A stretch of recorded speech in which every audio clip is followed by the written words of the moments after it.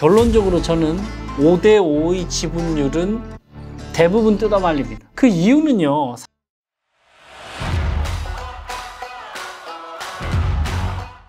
비상장 주식을 공부합시다. 주주스크린 류지원 변호사입니다. 오늘 여러분들과 함께는 5대5의 지분율에 대해서 한번 같이 공부를 한번 해볼 생각입니다. 생각보다 많은 경우에 있어서 주주간 계약을 체결하거나 동업 계약을 체결할 때 또는 합작 법인 투자 계약을 체결할 때 변호사님 5대5의 지분을 상대방이 원하는데 이 지분율에 대해서는 어떻게 생각하세요? 라고 물어보시는 분들이 너무나 많은데요. 결론적으로 저는 5대5의 지분율은 대부분 뜯어말립니다. 그 이유는요, 사실은 이제 스타트업이나 이제 중소기업이나 중견기업과 같이 실질적으로 대기업에 비해서 훨씬 더 빠른 의사결정을 해야 되는 그런 기업들이 5대5의 지분율을 가지고 이제 시작을 했을 때 결정적인 문제가 발생했을 때 서로 5의 지분율을 가진 A와 다른 5의 지분율을 가진 B가 서로 아무것도 하지 못하고 완전히 의사결정의 교착 상태, 병목 상태에 빠지는 경우들이 생각보다 많지 않고요. 이 경우에 감정 싸움으로 되면서 결국 회사가 이러지도 못하고 저러지도 못하는 그런 분위기로 휘말리게 되는 경우들이 의외로 많더라고요. 그래서 사실은 대부분의 경우에 있어서 저는 5대5의 지분율은 굉장히 위험하다. 그리고 법률적으로도 위험하고 감정적으로도 위험하고 동업 간의 관계에 있어서 별로 좋지는 않다라고 이야기를 드리는 편인데 사실 이 부분에 대해서는 조금 더 깊이 있게 고민을 해볼 필요가 있습니다. 그래서 첫 번째, 그럼 과연 5대5의 지분율로 실제로 성공한 사례는 없는지도 한번 확인을 해보고요.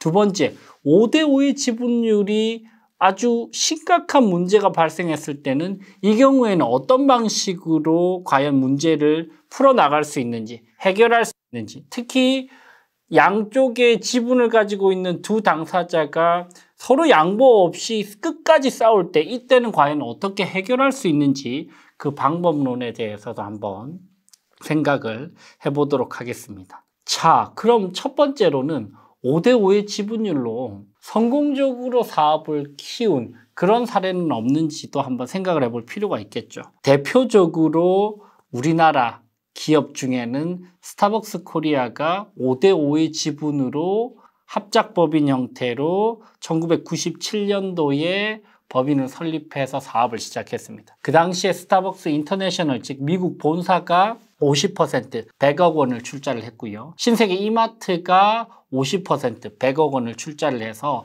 합작 법인 형태로 1990년대 말에 우리나라에서 이화여대 쪽에서 첫 스타벅스 매장을 오픈을 했습니다. 그 이후에 스타벅스 코리아는 여러분들 아시다시피 무섭게 성장을 했고요. 사실은 최근에는 매출이 이제 2조가 훌쩍 넘고 영업이익이 거의 10% 가까이 나면서 진짜 알토란 같은 회사로 성장을 했단 말이죠. 스타벅스 전 세계 스타벅스 중에서 우리나라 스타벅스 코리아가 거의 전 세계 스타벅스 중에서는 5위에 위치할 정도로 엄청나게 성공적인 그런 비즈니스를 하고 있습니다.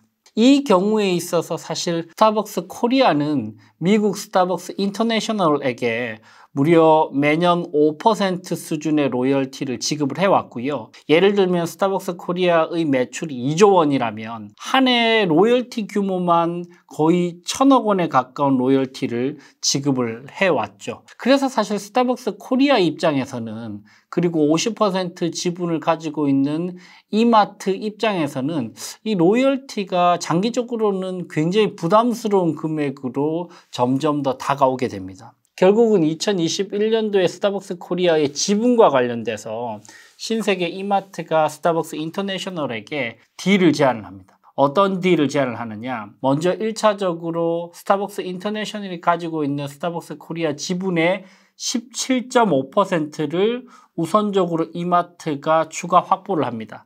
그러면 기존의 50대 50에서 이마트의 지분은 67.5%까지 확보가 되게 되죠. 이 67.5%의 지분은 여러분들 잘 아시다시피 상법상으로 주식회사의 주주총회의 결의는 두 가지로 보통 결의가 있고 특별 결의가 있죠.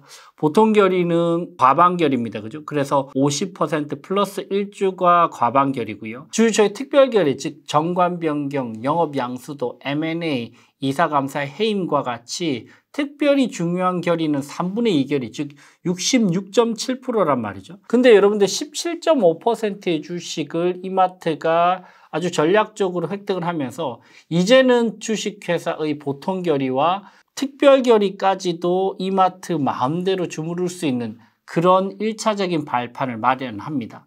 그리고 나서 남아있는 지분이 32.5%가 스타벅스 인터내셔널 미국 본사가 가지고 있는데 이마저도 사실 부담스럽기 때문에 이제는 신세계 이마트가 싱가포르 투자청이라고 하는 또 다른 쩐주를 영입을 해서 이 싱가포르 투자청이 마지막으로 남은 32.5%까지 확보하면서 이제는 5대5의 지분율이 이제 깨지게 되고 이제는 스타벅스 인터내셔널 미국 본사의 지분이 아예 없어지고 결국은 지금 시점에서 스타벅스 코리아의 지분은 신세계 이마트 67.5% 그리고 싱가포르 투자청이 32.5%로 이제 궁극적으로 조정이 되었습니다. 추가적으로 이제 신세계 이마트가 만약에 한국의 증권시장에 상장을 한다거나 이런 경우에 있어서 싱가포르 투자청의 지분을 추가적으로 매수하거나 IPO와 관련된 별도의 특약 조항들이 있을 수는 있는데 그거는 알려진 바는 없고요. 결국은 5대5의 지분율로 사업을 성공적으로 키운 다음에 나머지 그 지분을 한쪽 당사자가 결국 매입을 하면서 결국 스타벅스 본사는 엑시트를 행복하게 하고 그리고 남아있는 신세계 이마트가 전체 사업을 주관하고 관장할 수 있는 그런 발판까지 마련했습니다. 실제로 이 5대5의 구조로 이렇게까지 성공적으로 사업을 영위해서 성장시키기는 사실 쉽지가 않아요. 기본적으로 5대5는 완전히 똑같은 마음으로 그리고 양쪽 다 서로에게 고마워하면서 서로가 기여하는 부분들이 거의 일치하는 수준으로 완전히 집중하고 몰입을 해야 되는데 중간에 이제 조금 성장을 하고 그다음에 성공적인 발판을 마련하면 이게 상대방 때문이 아니고 나 때문에 내 덕분인 것으로 이제 착각을 하면서 이제 이 구조를 깨려고 하고 상대방을 몰아내려고 하고 그러면서 반목이 생기고 감정이 상하고 그러면서 결국은 교착 상태에 빠지면서 법인이 해산되거나 이러지도 못하고 저러지도 못하고 청산되거나 이런 경우들이 너무나 많거든요. 자, 여기서 여러분들께서 중요한 부분을 한번 같이 고민해 볼 수 있습니다. 그럼 과연 A와 B, 즉 50대 50의 지분율을 가지고 있는 A, B가 서로 치열하게 다투면서 서로 한 발짝도 양보를 하지 않는 경우, 즉 교착 상태에서는 법률적으로 그럼 과연 어떤 방식으로 해결을 할 수 있을까? 그리고 이 해결의 발판을 사전에 주주관계약서나 동업계약서나 합작투자계약서에 어떤 식으로 반영을 할 수 있을 것인지를 한번 생각을 해볼게요. 이 해결책은 크게 보면 한 3-4가지 정도로 나누어 볼 수 있을 것 같습니다. 첫 번째 방식은 바로 이런 것이죠. 주식회사에서 인정하는 의사결정 기구를 아주 치밀하게 잘 설계하는 것입니다. 주식회사에서 인정하는 의사결정 기구는 딱 3가지밖에 없죠. 첫 번째는 주주총회, 두 번째는 이사회, 세 번째는 대표이사입니다. 즉 주주총회는 지금 5대5의 구조이기 때문에 나머지 이사회와 대표이사를 잘 설계할 필요가 있는데요. 이사회도 과반결이기 때문에 이사회도 과부동수로 2대2 또는 3대3, 1대1로 완전히 이사도 이러지도 못하고 저러지도 못하게 만들 수도 있고요. 아니면 이사회는 A에게 3을 주고 상대방에게는 B에게는 2를 주는 방식으로 해서 이사회는 A에게 더 유리하게 가는 방식도 있을 수 있습니다. 또 반대로 이사회도 2대2로 가는데 대표이사는 A에게 준다거나 B에게 준다거나 이렇게 실무적 권한을 주면서 운영의 묘를 좀 살릴 수 있는 방법도 있습니다. 그래서 첫 번째는 의사결정 기구들 사이의 관계를 고려해서 이를 잘 설계하라. 즉 대표이사와 이사회와 주주총회의 구조를 잘 파악한 다음에 어느 쪽에 힘을 실어주는 것이 회사의 성장에 더 유리한지에 대해서 파악해 볼 필요가 있다가 첫 번째고요. 두 번째는 주주관계약서나 합작투자계약서에 특별한 사항에 대해서 특별한 의사결정에 대해서는 캐스팅 보트를 최종 의사 결정권을 A 또는 B에게 한쪽으로 몰아서 주는 방식도 있어요. 최근에 저희 자문기업도 이런 방식으로 계약을 체결을 했었는데요. 양쪽 다 50대 50으로 A, B가 완전히 동일한 지분을 가지고 있는데 A에게 투자, 유상증자, 합작법인 설립, M&A, IPO와 관련된 중요 의사결정권은 A에게 주는 방식으로 한쪽에 캐스팅 보트를 주면서 권한을 조금 더 무게감을 주는 방식으로 사전에 주주간 계약서나 투자 계약서를 작성할 수도 있고요.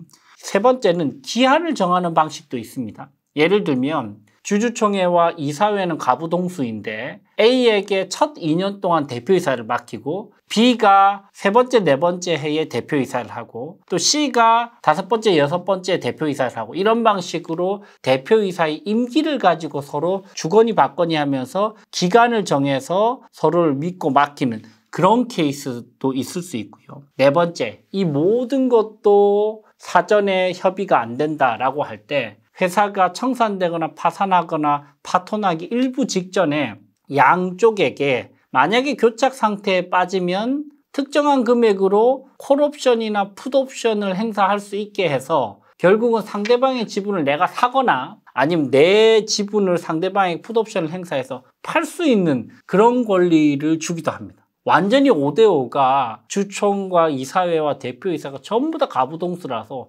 진짜 어쩔 수도 없는 교착 상태에 있을 때는 완전히 이 회사가 망하기 일부 직전까지 갈 필요는 없잖아요. 그러면 그때는 내가 내 지분을 던질 수도 있고 아니면 상대방 지분을 내가 살 수도 있다. 그래서 콜옵션이나 풋옵션 조항을 5대5의 주주간 계약서나 투자 계약서에는 주로 많이 넣습니다. 문제는 이 콜옵션과 풋옵션의 행사가를 어떤 방식으로 산정할 것인가가 너무나 중요한데요. 여러 가지 방법들이 있고 이건 합의하기 나름인데 기본적으로 저희가 많이 권해드리는 방식은 그 상태에서 기업의 가치평가를 A라는 특정 회계법인을 미리 선정을 해서 이 회계법인을 통해서 기업 가치평가를 한 다음에 그리고 나서 이 가치평가 금액으로 콜옵션, 풋옵션을 행사하거나 아니면 이 가치평가에서 20% 플러스 마이너스 한 금액으로 사전에 합의를 한 그 가격으로 서로 주고 팔 수 있게끔 그런 방식으로 설계를 할 수도 있단 말이죠. 그래서 여러분들이 5대5의 지분율의 교착 상태를 우리가 해결할 수 있는 몇 가지 방법들을 한번 알아봤습니다. 첫 번째는 의사결정 기구에 대해서 설계를 잘 할 필요가 있다. 두 번째는 캐스팅 보트를 한쪽에 몰아줄 수 있다. 세 번째는 기간을 정하는 방식으로 우리가 조율을 할 수 있다. 네 번째는 콜옵션이나 풋옵션을 통해서 문제를 해결할 수 있는 근원적인 대책을 세울 수 있다. 라는 방식으로 한번 요약을 해보도록 하겠습니다. 자, 여러분들 오늘 5대5의 지분율에서 우리는 과연 어떤 방식으로 문제를 해결할 것인가와 관련돼서 한번 컨텐츠를 한번 만들어 봤고요. 여러분들이 지분 결정하실 때 또는 지분과 관련된 고민이 되실 때 한번 도움이 되셨으면 합니다. 지금까지 주주스쿨의 류지연 변호사였습니다. 감사합니다. 스타트업과 비상장 주식을 공부하는 최선의 솔루션 류지연의 주주스쿨.